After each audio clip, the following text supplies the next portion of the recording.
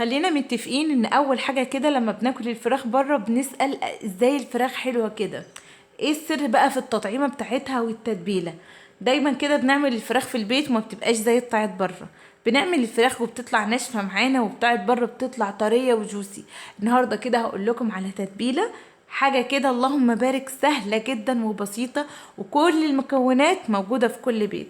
هاتي بقى ورقة وقلم واكتبي ورايا. لو انتي أول مرة تشوفيني فأنا إيمي، ياريت تنوريني بلايكاتك وكومنتاتك اللي زي القمر زيك. أول حاجة كده عندنا فرخة تكون متوسطة الحجم. لو احنا طبعا هنشوي فراخ يبقى الفرخة تبقى 2 كيلو 2 كيلو وربع، ما تزيدش اكتر من كده. وكل مكوناتنا في الخلاط عشان لو ما عندكيش كبة.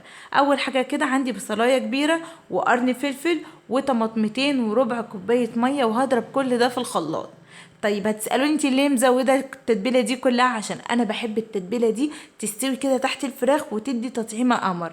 هبدأ كده انزل بكل الخليط اللي ضربته في الخلاط، وانزل بنص معلقة من الثوم البودر والبصل البودر وتوابل الفراخ والبابريكا والفلفل الاسمر والملح والسبع بهارات ومعلقة كبيرة كده من الصويا الصوص. لو مش موجودة طبعا عندك ما تحطيش. عندك معلقة صلصة ضيفي بقى عصرتين ليمونة. الله الله يا سيدي يا سيدي. وبعدين كده هسيبها من بالليل لحد الصبح. ده بقى هنا السر، عشان ناخد تطعيمة حلوة قوي، الفراخ تطلع معايا طرية، الفراخ تبقى متبلة كويس. لازم نسيب الفراخ لحد تاني يوم علشان ناخد تطعيمة حلوة جدا. زي ما انتوا شايفين كده، بعد ما سبتها يوم كامل هبدأ ارصها في الصينية وادخلها الفرن، وهغطيها بورق فويل واسيبها كده لمدة ساعة الا ربع، هتبقى معايا جاهزة وطعمها حلو، وكمان مش هتاخد معايا وقت. شايفين شكلها اللهم بارك يفتح النفس. طبعا لو انت عايزه تاكلي فراخ مشويه بلاش تضيفي كل الخلطه، ابدأي كده ضيفي الفراخ بس.